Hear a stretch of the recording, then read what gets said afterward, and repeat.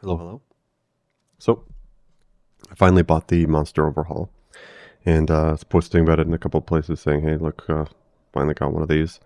And I had a lot of people that were asking kind of like what my thoughts were.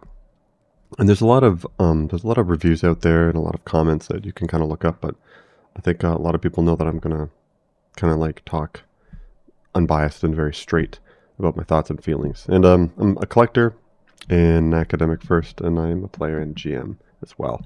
But I collect these books, and I bought the Monster Overhaul not even to really use it, but just have it, just to have it.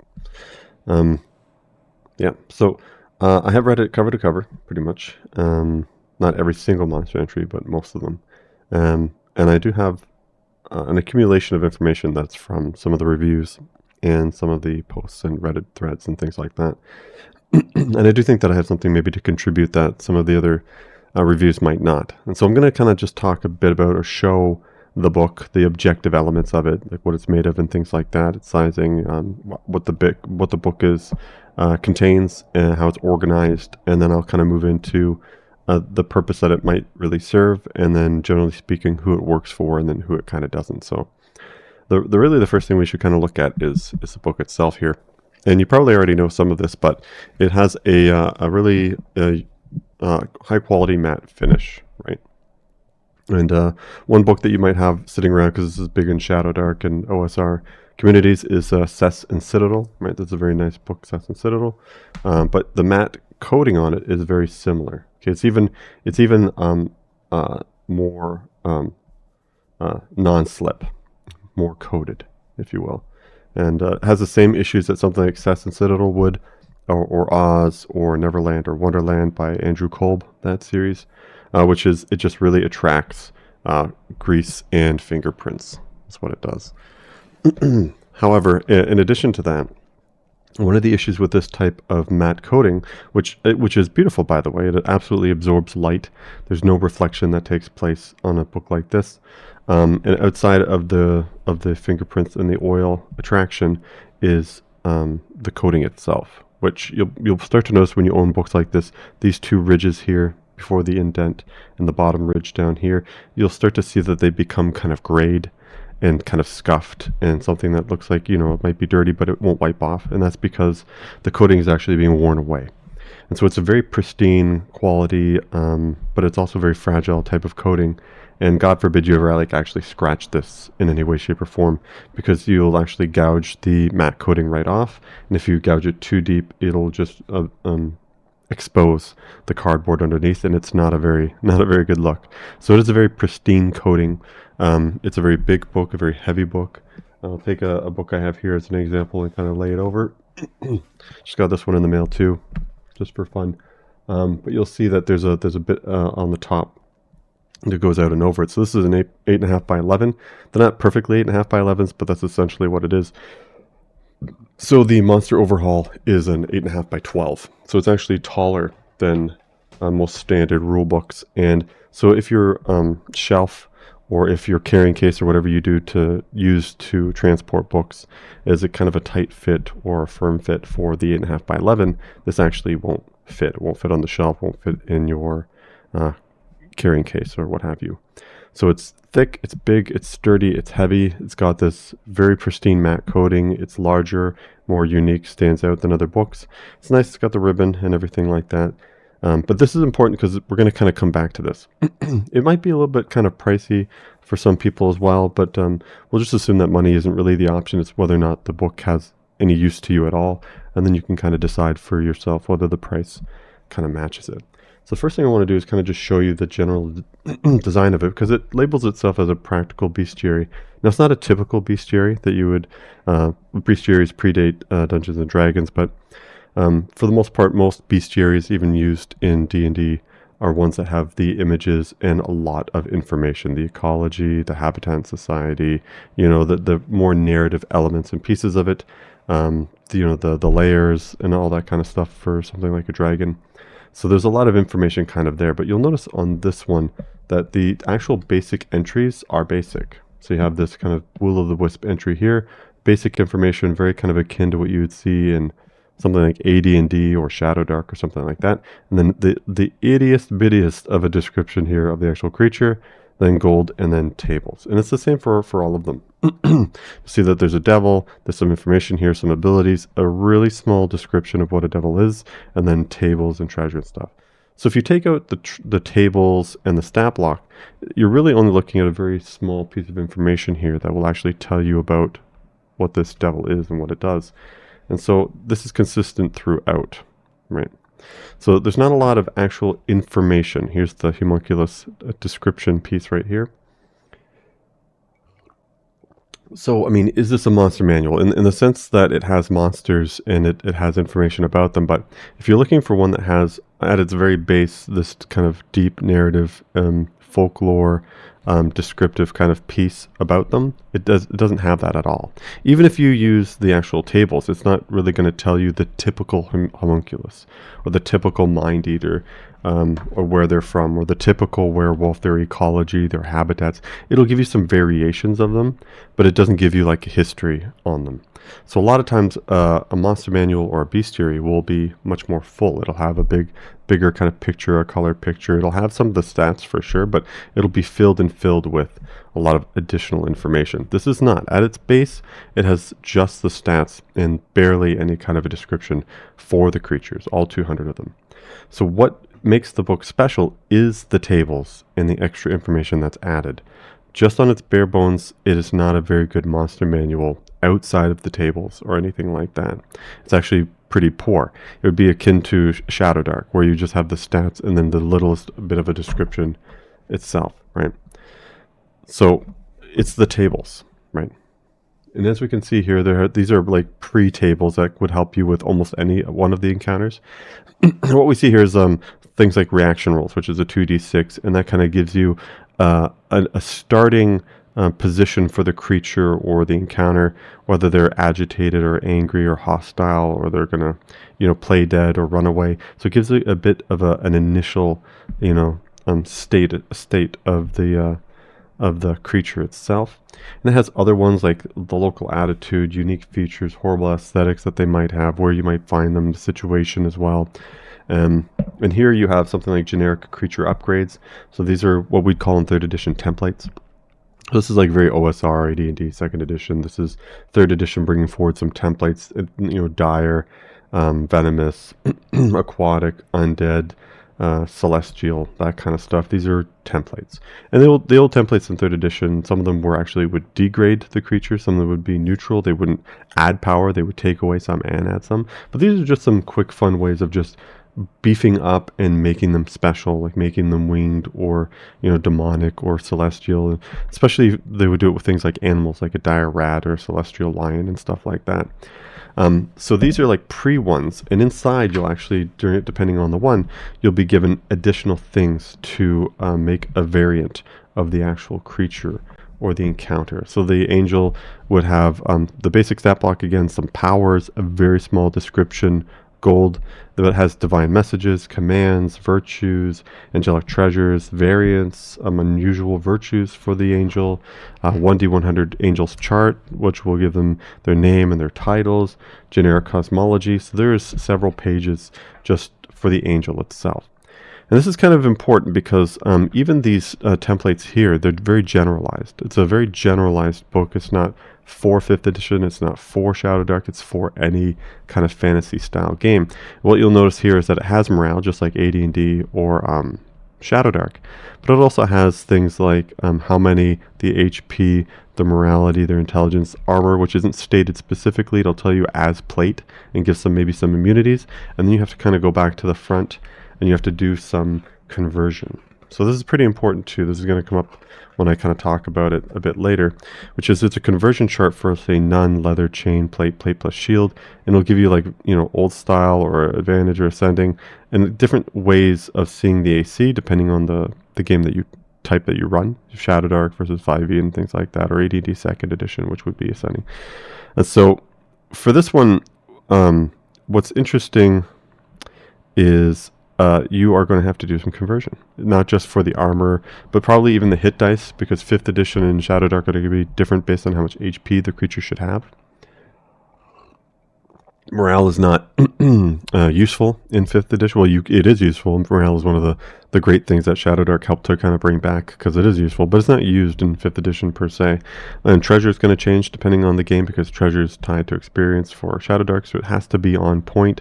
This doesn't give you a 2-hit or bonuses or anything like that, so you have to kind of do that work for you. So the stat block is going to require conversion.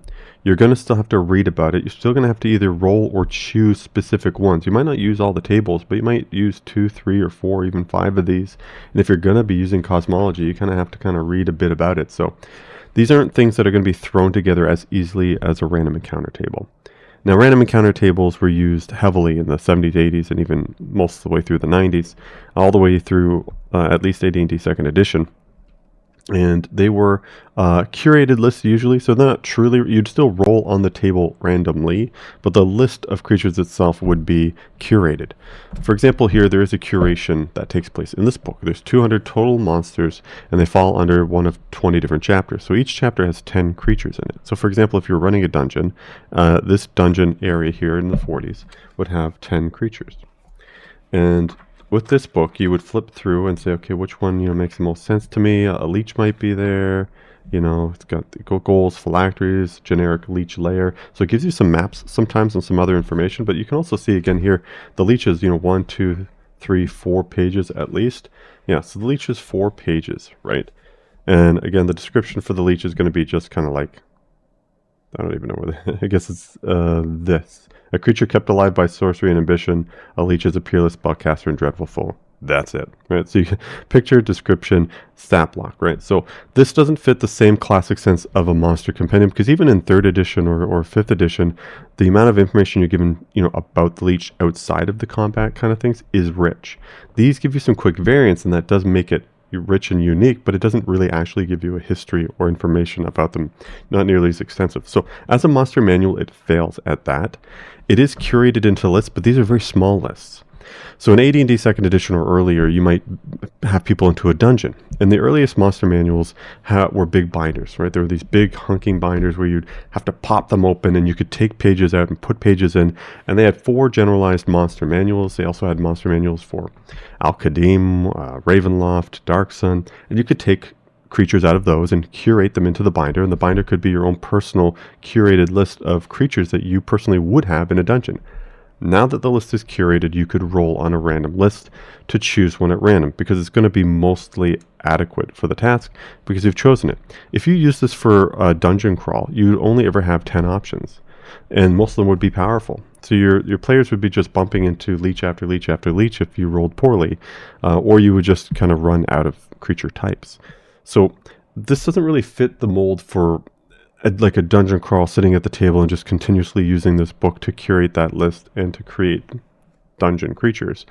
You can see already that this is a very, like a fine-tuned list for fall, winter, summer, spring, elementals, dragons, dungeons, stormy or water, right? So it's situational is the way that it seems. And one of the things, if you take a look at the book itself, tells you what the purpose is, right? If you read through the whole thing, you'll see, and make sure you don't miss it. This book is designed for at-table utility. Monsters are presented alongside useful tools. Background information is minimal, optional, or entirely absent. They are generic enough to give an enterprising GM themes on which to improvise, and interesting enough to help an exhausted GM. So I've seen like online how people kind of use it. I wouldn't use it all the time. So we're getting kind of into like my thoughts about what the real use case for this is. And townsfolk, and again, there's a lot of tables, lots of tables, and maps, lots of good maps. There's like leech layers, and I think a maze for minotaurs and things like that. But when would you use this book, right? So what does this book do, and who is it for?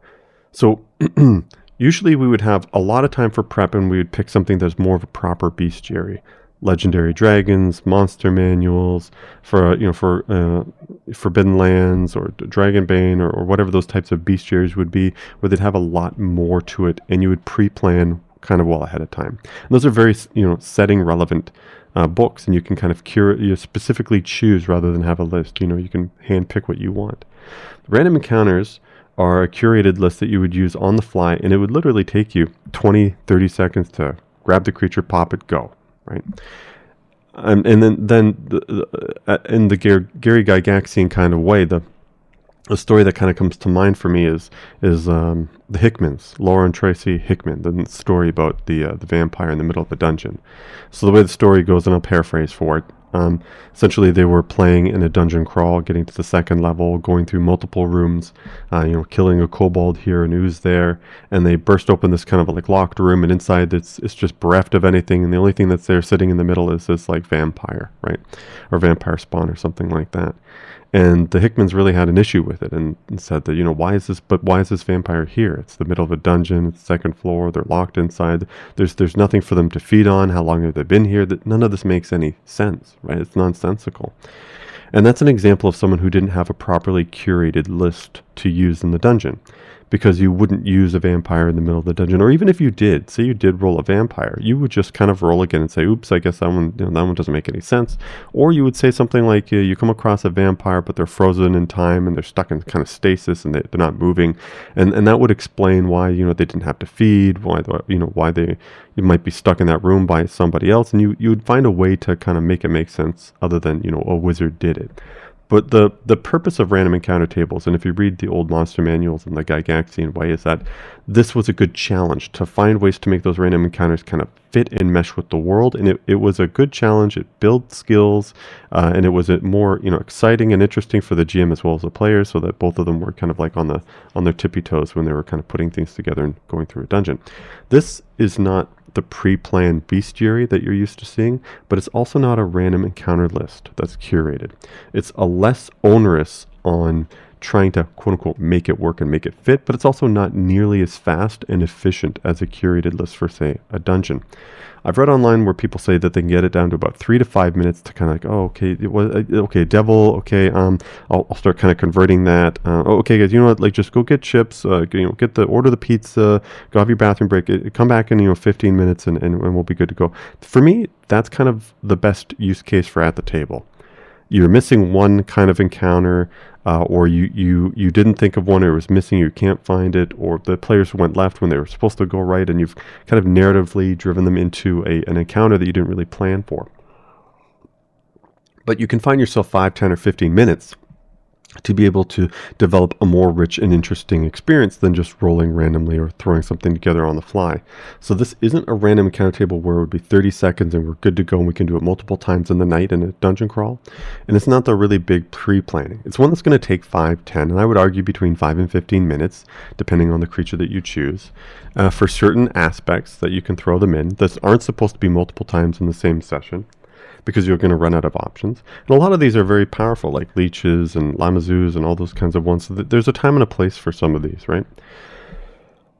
So I think what this book does is it takes a lot of old school sensibilities, like the reaction tables, like the the templates that we used in 3rd edition, all these ways that we typically would have already included in older DMGs or older rules for combat that can help make things interesting, turn them into tables and simplify them so they can be more on the fly rather than generate them ahead of time, because some of them were a bit more complex, like the templates were much more than what you see here. And it allows you to, for someone who's at the table that has 10 or 15 minutes, to be able to put it all together to create that that life-saving kind of creature encounter. It's also probably useful, I would say, for the 30-minute or 2 hours before a session where you're like, I don't like this combat, I want to replace it, and you're kind of finding a way to maybe sift something in or change something last minute. And this book can be really helpful in taking what would be a much longer task and breaking it down into something that's much smaller but also very interesting and useful. So I feel that that's the niche that it fills, and for fantasy games predominantly. There's one chapter that's for like sci-fi or whatever, and of course there's a couple of variants that you can do for stuff, but this is predominantly fantasy. So is it a classic bestiary? No. Does it require conversion, variants, and tables, and a slightly a little bit of planning? Yes. It's not as fast as random encounters, but it's not supposed to be the random encounters because it's supposed to relieve that tension on the GM of making that vampire kind of work. But it's also not going to be done in 30 seconds. It's going to take you 3 minutes, 5 minutes, 10 to 15 minutes in that range, depending on the kind of person you are, the kind of monster you've chosen, the amount of conversion that really has to take place. So what are my thoughts personally? I think because of the pristine nature, the the awkward sizing, because of the pristine coating that can get scratched and damaged, I wouldn't probably travel too much with this. I wouldn't throw it around the table. I wouldn't toss it around because of the smaller amounts that are in each one of the categories. I wouldn't use this exhaustively at the table. To me, again, this is something that you would use in that 30-minute to 2-hour kind of window before a session when you want to kind of emergency prep something that you missed or forgot or felt that you might need an extra one, or in an absolute emergency if you're at home and this is in your library, to kind of pull it out at the table, provide that break, and then take that 10 or 15 minutes to really put something nicer together that still relieves you from the stress. I think what this does is it takes a lot of the old skills and sensibilities and powerful things that we made for creating monsters, simplifies them into tables, mostly for people as well that don't really have those skills. Because just like the Hickman example, that person clearly didn't have or hadn't worked on those skills to be able to mesh things together from a random encounter list. But I personally kind of have, so I don't see myself using this all that often. At best, I would use it for some ideas. And I'm not really big on tables, so for me it would be something that I would actually use in the actual kind of planning phase, maybe the day before, a couple hours before. But I actually don't see myself using this at the table. But again, I'm a collector and an academic, so for me this was still a great buy. I love to kind of have it. It's unique, but because of the pristine nature again of the coating and things like that, this isn't something that I'm gonna be tossing around. I'm not gonna be hauling around the overhaul, I guess is what I'm saying. So hopefully that helped you decide and figure out whether or not this is the right one for you. There's other tables and things like there's kind of more to it. I mean, here's like some dark riddles and things for the Sphinx. So there's riddles and dark riddles to kind of help you with the Sphinx. So there's maps, there's tables, there's the things of riddles. There's a lot of other different things that are included here. Vampire's a very big one. So again, like general Gothic manor. So like this isn't a 3-minute put together. You know what I'm saying? Like some people online said, "Oh, I can do it in 3 minutes." It's like, maybe if you're doing like an ooze, but not if you're making the old Gothic manor work here, right? This is like full Strahd kind of stuff. And eventually, like that's what the Hickmans did. They wanted, they decided to take a vampire and write a narrative world around it after that experience, and ta-da, Strahd, right? So in the back, there's other kinds of tables. This is a recreation of the tables on the front 2 pages, but there's other little tables and notes and things that you can kind of help, like generic mega dungeon. That's kind of interesting, and monster index for utility, and then it's got these like levels and HP and hit dice kind of things. But predominantly this is about these really basic entries like zombies, people, lizards and vampires and stuff. And it works really hard to give you these tables and this conversion ability to be able to take a map and then kind of maybe put it together. Again, it's going to take a little bit of time, but it's not a random encounter that's ready for 30 seconds. It's not that heavy pre-plan. This is kind of that one that fits the in the middle for fantasy players, especially for GMs that I guess might be burnt out on that kind of process, or the ones that never actually push themselves to kind of learn those on-the-fly skills. And it makes it more manageable for a contemporary time or contemporary player. So I see why it's very popular in OSR, but I don't think it's something that I would use every session. Like an at the table kind of thing, maybe once every 25 sessions, 20 sessions. But for pre-planning, maybe every 10th session or something like that. But, your mileage is definitely going to vary, but this is definitely hopefully enough information that you can say to yourself, you know what, I could definitely see myself using this. I'm going to pick it up. Or you're like, you know what, I've developed those skills, or it's for only fantasy pretty much. Oh, it doesn't have those really rich descriptions that I like. I don't know. I'm kind of on the fence. Or maybe you're like, it's not really kind of for me. So hopefully that helped, and thank you for watching, and take care.